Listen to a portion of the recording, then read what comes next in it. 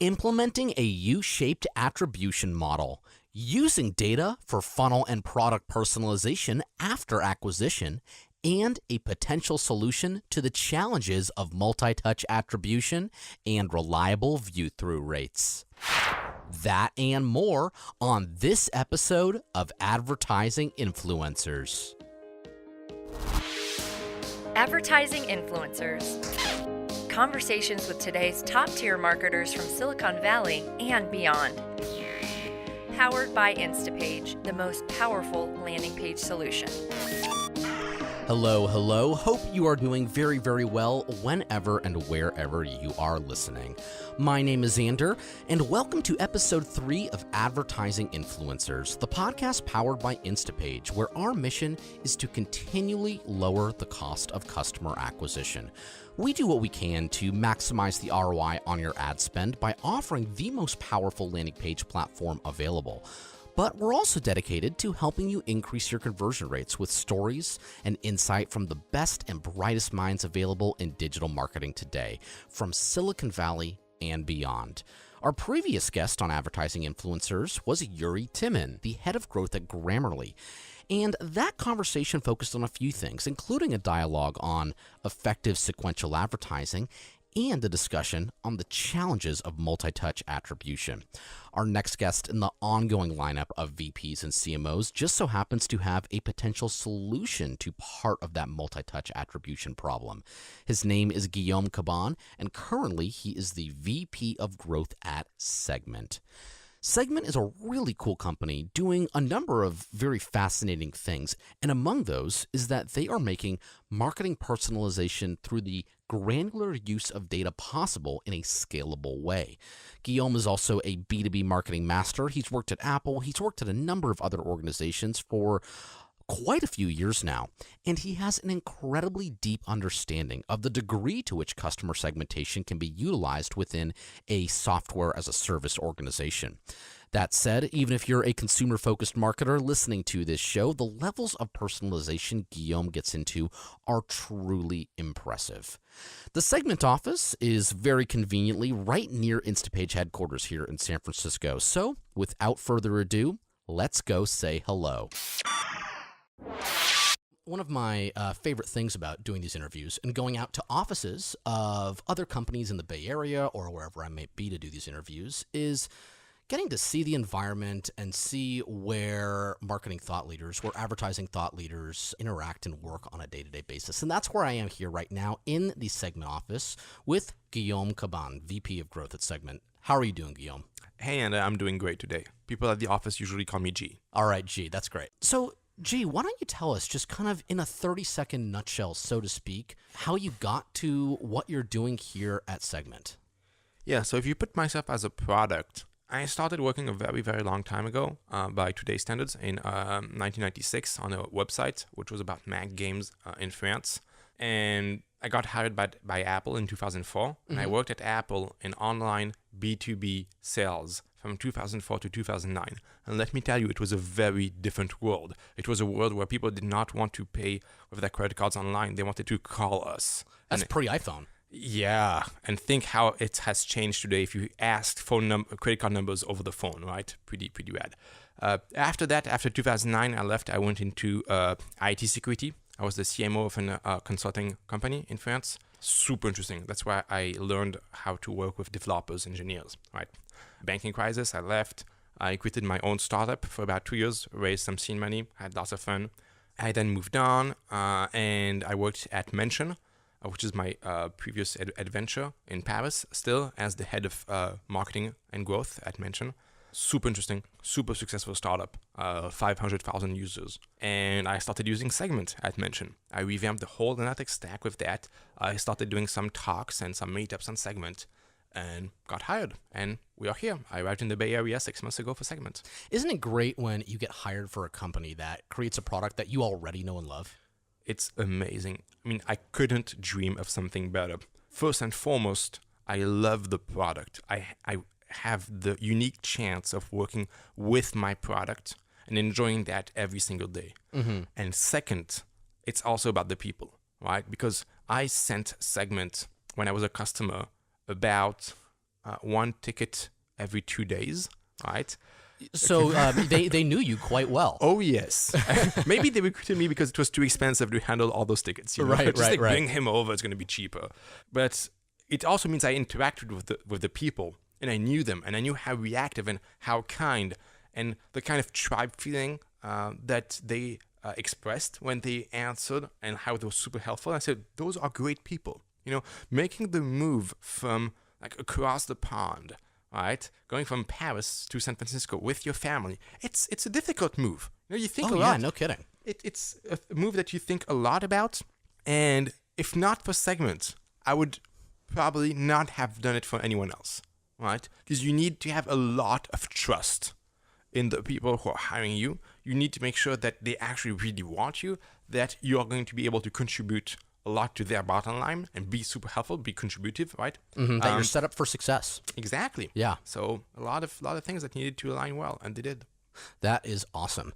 And obviously, as the VP of Growth here, and as someone who's used the product before, how would you describe the product very simply, the short sales pitch?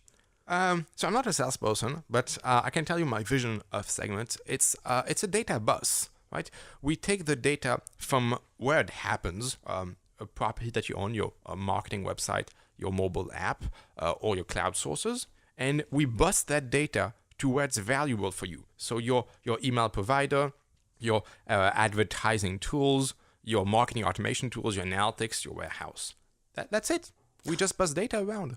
And especially with regards to advertising, maybe you can just give us a quick use case for how you might do that with AdWords or Facebook advertising. Sure. There's like a few interesting use cases of Segment for advertising. There's like the push, and then there's the pull. So let's see like the push. You have people coming to your site, your mobile app, and you want to retarget them, right? You could just drop the cookie of the advertising platform. It's actually way more efficient to go through Segment because you're going to be able to like drop the cookies that you want, but you're also and especially going to be able to push the user data to those platforms. So the job title, the role, the industry, all right? All those user properties, you're going to be able to push them to AdWords, to AdRoll, to Facebook, and find them in those platforms for a much better segmentation of your campaigns. And segmentation is everything when you think about performance. And segmentation also is a tremendous part of providing a personalized advertising experience, which we know at Instapage is important, and so do you. Completely. The world has changed in the past few years where marketers are shifting from having the best message for everyone, which is like very hard if you're not Apple, right? To the perfect message for a small group, which is personas, to the perfect message for one individual based on what we know of that person and what the person is doing right now. The one-size-fits-all approach doesn't work, at least in many contexts. Totally. One thing I like to say when I do some presentations about this topic is think about shoe size in the US. The distribution of shoe size in the US is a normal like Gaussian distribution where the male shoe size median is 11, right? And that's only 20% of the population, which means that if you had to find the one size fit all and you had that on your website, you would only show the shoe size 11 and all the others would leave, and you have an 80% bounce rate, which is what people have on their websites. They have between 60 and 80% bounce rate. That also contributes to these ridiculously low conversion rates that you see across AdWords. The median conversion rate for AdWords is 2.35% or something. Exactly. And Google has been very good at explaining and forcing marketers at improving their quality with what they call the quality score, right? Which is like how relevant are you with the intent of the user, right? And they look at bounce rates, they look at the text that's behind, they look at the behavior of the user, right? And they're forcing us to be better. But one thing that's very important, and I think that most marketers don't get, is we work mostly in silos. So you got like the person in charge of advertising, and then you got the person in charge of like CRO on the websites. And so the person in charge of advertising is going to build granular campaigns, get their conversion rate up, their quality score up. So granular campaigns and dedicated landing pages. And that's great. But what comes after? What comes after is a generic product, right? Because you just drop them on the product and a generic payment and generic emails. So the rest of the funnel is not optimized. And so what you're doing when you do that is you push to the bottom of your funnel the conversion problem, because you created a personalized experience at the beginning. a dream, something fantastic. It's exactly what the customer wanted. And then, just after the customer gave you his personal details, you said, hey, now it's going to be generic. Too bad. Is that more about actually customizing the product itself to meet their needs, or is it customizing how you articulate the value proposition of the product? Great feedback. A bit of both. Ideally, you change the product, but that's very difficult. Sure. Right? Sure. But most companies don't even change how the product looks or how you articulate the value proposition within the product. And it's very easy. Think about it. You know the acquisition source, which campaign, ad group, and which creative made the customer tick. And you know which landing page they saw, right? And if it worked. Mm-hmm. Why do you not use that data inside your product to show banners that reinforce the message that made the customer tick? Because you have different value propositions. It could be sign up for free, or it could be we're the best landing page tool for CEOs. I don't know. It could be like anything, right? So use that. And I did that in the past. We actually had a reserved space in an app, so banners, which reinforced the message from the acquisition, from the ad within the product and down to the payment. And that increased the conversion rate 3x. Right. I am not surprised by that at all. Now, when you're towards the top of the funnel and a lot of the interaction is happening on landing pages as the natural extension of an ad, or whether it's remarketing, whatever it is, at Instapage, we've created a solution where you can scale that part of the personalization process. But how do you do that as they move down the funnel and into the product itself? Yeah, so there's various tools you could use potentially. Basically, it's not that hard because once you have a system to capture that, and I don't want to preach for my chapel, but honestly, to take a shameless plug, shameless plugs are great. Okay, so if you use Segment, you will have the data from the acquisition in Segment. It's going to be available, and it's going to push that data to all the tools like A/B testing or personalization tool. What you need is a personalization tool. The same way that you need a tool to generate your landing page, you need a tool that accepts that data and is going to be able to change the experience. So you could use a tool for your web experience. Optimize is a good example. You could use a tool to customize the email experience. Custom.io is a great example, right? Fantastic tool to create a personal experience.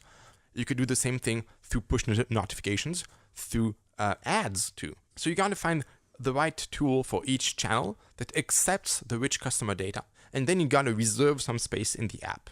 And we're just talking of changing the value proposition, not changing the app itself. And I have also changed the app. It requires a lot of work, but it's also possible. We, in the past, had an app and we changed the payment page based on acquisition. We saw that in some cases, we could derive the technology profile of the customer based on the ad that they clicked on, which told us if they were better at technology or not as good. If they're better at technology, actually pushing PayPal helps conversion. Right? Interesting. If they're not as good at technology, actually pushing PayPal creates an issue. Right? And so you're way better off featuring different credit card possibilities or like other payment systems. Very, very interesting. So this is all kind of easy said and done. When someone clicks on an ad, they get onto a landing page, they download the ebook or lead magnet, whatever it is, and then they move throughout the funnel. But how do you do this with multi-touch attribution when there's a lot of different touch points before you even have necessarily a qualified lead? Yeah, so there's multiple things in that question. I'm going to start with the end, which is like qualifying the lead. And that's a problem mostly happening in B2B, which is like the world I know most, because honestly, I've been working in B2B for the past like 14 years now, so I know nothing about B2C, to be very honest. There's nothing wrong with that. Yeah. Qualifying a lead requires you to build a model of what does a good lead look like. It also means getting a lot of data points. We have built such a model, and I'm going to tell you how it works. We have connected Segment's sign-up form with Clearbit, which is a company that provides an API. You send an email address, and they send back between like 20 and 120 different user traits and company traits, company size, company funding, industry, and all of that, right? And we have applied that to the past 2 years of signups.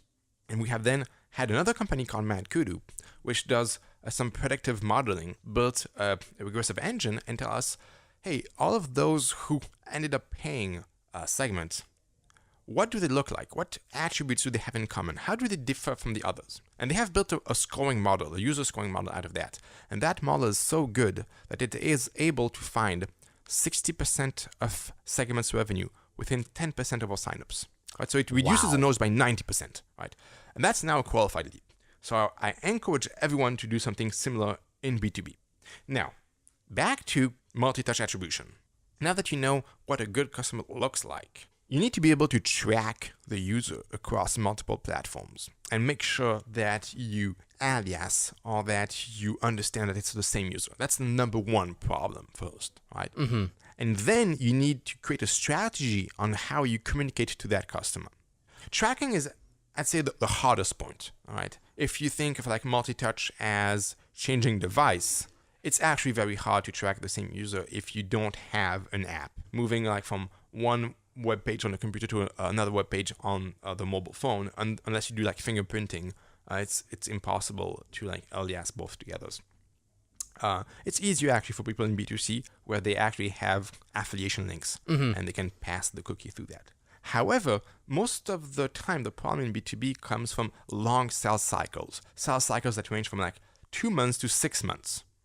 And your customers are going to go through multiple channels on the web, right? They're going to discover you in SEO, then they're going to get an email, then they're going to go back through SEM, maybe retargeting, maybe they're going to attend a webinar, and you have to create an attribution model for that. So if you use Segment, and again, like shameless plug, if you use Segment, you're going to be able, as long as they're on the same device, to track all of those touches, which is great. And then you need to understand which touch is important, which one actually is significant. You cannot derive a general rule. You cannot say, oh, I know this event or this touch is predictive, and so I'm going to apply it to everyone. Based on personas, CEOs might react very differently than engineers. Oh, right? absolutely. An engineer actually looking at the implementation doc, it's a very good sign. A CEO looking at the implementation doc, probably not a good sign. Right? It's not predictive of anything. So we have to like use that in the context of who the user is. What's something that you've observed with this multi-touch attribution specific to digital advertising? No one does it correctly. So what are they doing and how do they do it correctly? I am yet to see a company that comes to me and says, Advertising. multi-touch attribution, we got it covered. And we are very sure about our model and it makes a lot of sense. They all come to me and say, oh, we tried to do it and we failed, or we did something, it works okay, but it has those caveats. Always. For example, here at Segment, we're working on a U-shaped attribution model where we give 40% of the value to the first touch, 40% to the last touch, and we distribute the 20% of all between all the middle touches. Usual in B2B. Very usual. And in that case, what percentage of these touches come from ads? A very low number for Segment. Ads is not a good driver of revenue for Segment or contacts. For example, we stopped doing like 30 or 40% of our ads last month. Didn't change anything. Usually, when you want to test your attribution model, it's useful to have control groups. Is my model accurately describing or predicting what I think it should be? It's hard to do control groups. I know a company that actually excludes Austin from their advertising completely. The city of Austin. Austin, Texas. Yes, Austin, Texas. And why are they doing that? Because there's a lot of way to do control groups, and it's actually very hard to ensure that you're excluding an audience from all marketing. It's very hard.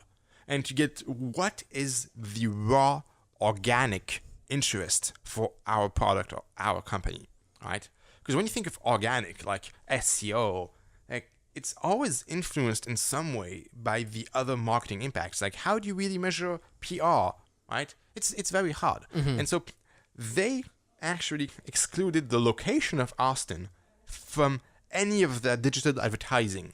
And so they know that Austin is only like organic, right? It's only the brand that drives that. And they can see their market reach within Austin and compare that with other cities.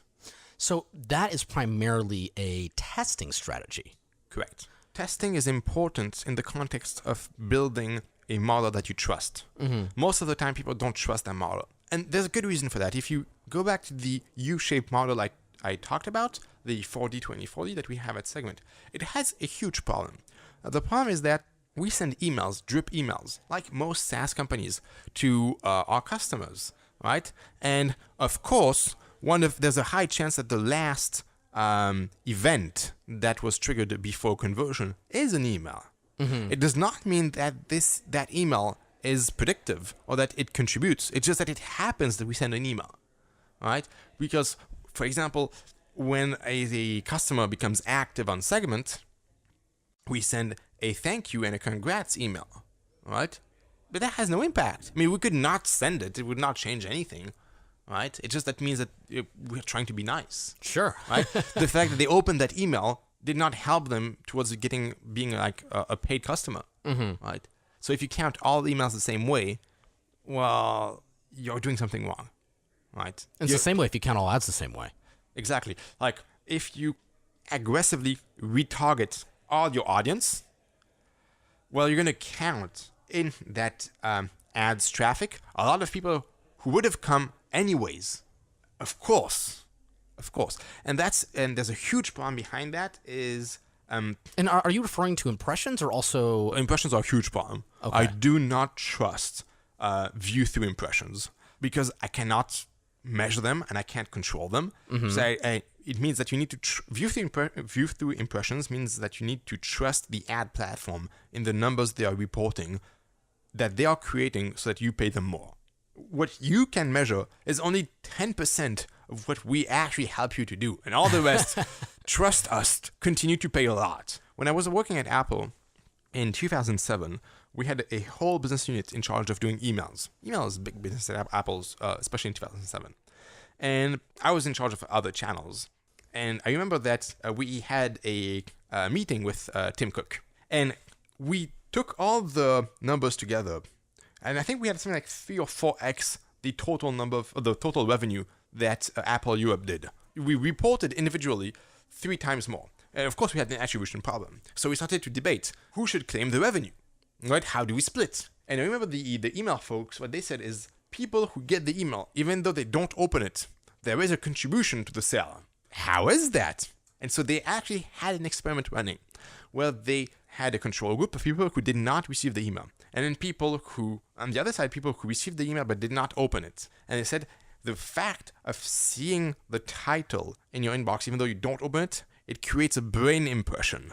And that can have an impact. And they did show a very, very small uptake, but it was there. It was there. All right. So over a very large number, sure it works. And you have people who don't put the images and stuff like that. And that's the same thing, you know? It's like you have like some kind of a sketchy metric, which you have a hard time trusting, but you know it has some kind of an impact, right? How much of using your gut or your instinct comes into all of this? That's why I'm not a big fan of view-through and all of that. I hate gut-based decisions. I don't trust that. I really prefer like hard numbers, and anything that I cannot measure, I usually discard. If it exists, fine, but it's just like organic. It's not scientific, you know? No. So we've identified throughout this conversation a few interesting problems that there are in this space, in marketing as a whole, as well as in digital advertising. One of them being this multi-touch attribution issue, and the other being this view-through metric, and looking at how well that actually works. Given what you know and your experience with technology products and with marketing, do you think that there's going to be a solution to this? Something that just works? You think someone's going to come up with that? Sure. 2 weeks ago, Google announced a huge change in their advertising platform. They actually changed their terms and conditions so that there is no longer a Chinese wall between their data collection business unit, which is Gmail, and their advertising business unit, and that they will use the personal data from one into the other. Wow. And that's a huge change. And if you think about it, like the whole industry, advertising industry, over these past 10 years has been very clear about what constitutes private individual information, PII, and what does not. And honestly, even though you take into account all of the bad things we can say about advertising industry, right now it's pretty well protected, right? You cannot like use PII or push PII in ads, hence the point of personalization. And of course, ad platforms like Facebook, which know everything about you, are starting to change the game. The game could change more. These ad platforms could open to advertisers or to a third party the data on view-throughs, so that I could have, as a marketing manager, a third party that I trust that ensures me that the conversion did happen. Yes. Interesting. So then you're not relying on the ad platforms to provide you with accurate data. You have a verification from that third party. Exactly. And as we move more and more into like advertising marketplaces, real-time bidding, where you have already those third parties who do the bidding for brands, they could have access to the exact raw data that would enable marketers to trust the view-through conversion. But if you go even further than that, and I see that how that could cause problems, but you could give access to the marketers to some of that information. For example, right now, if you see one of my ads on a website, I'm not going to know it's you. Mm-hmm. I'm just going to see that I paid for one impression on one website. That's it. However, it is possible that the ad platform tells me the opposite. Not where you were without telling me who you are, but telling me who you are without telling me where you were. Because that would be PII. So it would tell me, hey, you served an impression to that cookie, which is Ander, I know that, without telling me where, because that's obviously sensitive. But then I would know, hey, this person, this cookie, who I got originally through this SEM campaign and has viewed my pricing page and my product page and did not sign up, or signed up maybe, right? And have the first name, last name, and email. Now I'm retargeting, and I have served Ander 10 ads, 10 ad impressions, and Ander has not reacted. I should probably stop ads and change channel, right? For Ander, me. For Ander, me specifically? For you specifically, at the user level, because I'm actually doing something which is detrimental to my brand. And you see that all the time. All the time you see like those sites where you have like the same brand buying like all the ad space. And it's horrible. So if you think about it, I can relate that to email marketing. How many times did you sign up for a service and you got bombarded with emails and you did not open any? It's called death by email. It's not good, right? We shouldn't do that as marketers. At the third email that we send you and that you do not open, we should stop doing emails. It's not the right channel. It's not working. And it's not because you receive like 5 or 6 that you're going to start opening them. You decided consciously that you did not want to open my emails, right? So I should stop emails and I should change channel and go to ads. And I should serve you 3, 4, 5, 6 impressions maybe 10, right? There's a limit. At 100 impressions, it's like worthless. I'm just like wasting money. And I know that. And then I can change channel again. I can say, hey, ads do not work. I can go to push. Push does not work. I can go to text. Text does not work. I can go to calling. Is it fair to say that you advocate for this personalization approach to not just the content that someone is seeing and how they're getting onto the platform, how they're engaging with the platform, but when they're seeing specific types of content? I advocate for personalization to understand the user lifecycle across all the channels, not only on the properties that you own, your website, your email, whatnot. You need to understand who is seeing your brand, how they're seeing, how they're perceiving it, and where it is in relationship to their lifecycle with your product. You can't just like retarget randomly folks, hoping for the best, which is what we mostly do. It's the easiest thing to do. Because costs are down, costs are cheap. But what we're not seeing is that we're actually doing something which is detrimental to the perception of the brand. It hurts your brand when you do that. You have to change channel and be smart about it, right?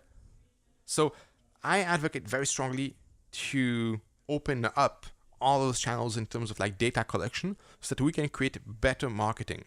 Even though the costs are low, there is a huge value to each individual. And like handling that individual in the best possible way. That creates performance, and that's what we want. And that also humanizes us as individuals and personalizes our experience. Exactly. Each time that I have created a personalized message on a channel, I have seen a huge uptick in conversion. And usually people see that in email. But you can do that in ads. You can serve personalized ads to one person. It's more difficult, but it's possible, right? You can totally personalize for the exact product, which is what we see in retargeting, right? When you get the product that you saw on Amazon, on the New York Times. But you could do that for SaaS and B2B. If people selected a specific plan, if people declared that, or through Clarity Note, that they are a CEO, or that they are an engineer, and that they are in pharma or in fintech, you should serve them different ads, right? And if they are in the trial, they should see a different ad. And you can combine all of that together to have very, very granular retargeting ads to nudge them into the next step in your conversion funnel, right? Just like you do with emails. It's a discovery process, right? You're not just trying to bring them back to your product saying, hey, we're here, don't forget us. I completely agree with you. And it's really exciting during these interviews to hear people validate what we're saying, how much personalization is important, especially with the degree to which we can do it now, and how not enough marketers, not enough digital advertisers are taking advantage of this granularity. And it's mostly because most of the ad spend is done in B2C, and they don't have as many data points as we have in B2B. And it's still very cheap, honestly, just to blast a lot of ads, right? In B2B, our world is very different because the market is limited. The costs per lead are way up. And so that's why you're seeing that come from the B2B world, because we're struggling to optimize not only the CAC, but actually the return on investment on each lead, right? We need to improve the conversions a lot. And that's why we are doing that before B2C. Awesome. Well, G, it's been a pleasure talking with you. This has been a really fascinating conversation. I have personally learned a lot, and I believe that members of our audience are going to absolutely love this as well. One question that we like to ask everybody that we interview for our flagship podcast is, what can we, as the audience of this podcast, do to engage or interact with Segment? Is there anything that we can do to reach out? Is there anything that we should specifically take a look at? It's an interesting question. We're not very good yet at telling the world what we do in terms of advanced marketing. Right? We do a lot of very advanced marketing, and the problem is that there is a cost to sharing that. And the cost is the more you share, the less it works. Of course. The secret sauce is secret for a reason. Yeah, it's Andrew Chen's law of decreasing efficiency.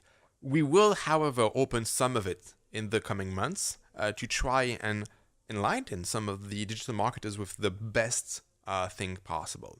So we will create recipes, and it's going to be like growth hacking recipes that you can reuse and re-implement on your own site. The first recipe will be frictionless sign-up. We're going to publish that, and if you use it, it will increase your sign-up rate by 30%. Awesome. I'm going to look forward to that. I'm sure that the rest of the worldwide listening audience here will look forward to that. And thank you so much for your time, G. It's been a pleasure coming to your office. Me too. Thanks, Ander. Here are the takeaways from our conversation with Guillaume Caban. Segmentation is an essential part of advertising and the personalization experience, and it's incredibly powerful to maintain personalization throughout your entire marketing funnel, even after acquisition. So make sure that you also maintain personalization whenever possible throughout your product. This is, after all, where you spend the most amount of time with the user. Single touches and specific actions of a user should not be treated as predictive indicators for the future actions of another user, especially if those users fall into two different personas. An engineer downloading your company's implementation documents or reading up on your API is far more significant than your PR manager taking the same action. Keep this in mind when developing a lead qualification system for your sales team. One of the reasons multi-touch attribution is difficult is because of the need to maintain privacy of the user. Instead of disclosing the location an ad is served and receiving engagement from a user, one of Guillaume's proposed solutions is providing advertisers with an identifier for the user engaging with the ad. This still maintains the privacy of the user and would allow marketers to create deeper levels of personalization depending on the previous actions of their personas. I will admit, when I first got into marketing, and it makes me laugh to say this, I had trouble wrapping my head around the idea of data because, quite frankly, and again, I'm embarrassed to say this, I didn't find it all that interesting. But what on earth was I thinking? Especially given how passionate I've always been about personalization, segmentation, and delivering the right message to the right person at the right time. And yes, that was awesome insight from Guillaume, only validating that belief for myself and for many of you listening, I imagine, as well. As with every episode, the show notes and a complete transcription of this interview is available on our website at instapage.com/podcast. With each and every episode that we are producing here for advertising influencers, and again, this is only episode 3, but I'm continuing to be amazed by the ability of our guests to conceptualize new ideas and perspectives about our industry. A trait that absolutely applies to our featured guest for the next episode, Zach Anisco, VP of Growth at Hired. Zach has been in the digital marketing space in San Francisco for over 15 years. I've met him a couple times before. Really, really nice guy. And with his breadth of experience, we're going to take a step back, away from the nitty-gritty granularity of personalization, and look at the context of advertising against other marketing channels at different stages during a company's growth, and especially focus on using your digital ad spend responsibly. Certainly a very, very important thing for all of us to keep in mind. Now, before I take off for now, I'd like to make myself available to continue the conversation started with Guillaume or any of the other marketing thought leaders here on the show. So if you have an interesting observation, any questions, or you would simply like to say hello, please feel free to send me an email. You can reach me at ander@instapage.com, ANDER @instapage.com. And that also goes for the rest of my team as well. Come check us out on social. We absolutely love connecting and hearing from our fellow marketers. So drop us a line, say hello, or whatever might be on your mind. We would love to connect with you. On that note, my name is Ander, and on behalf of the entire team here at Instapage, cheers to your future success and cheers to better marketing. I will talk to you soon. Advertising influencers. Conversations with today's top-tier marketers from Silicon Valley and beyond. Powered by Instapage, the most powerful landing page solution.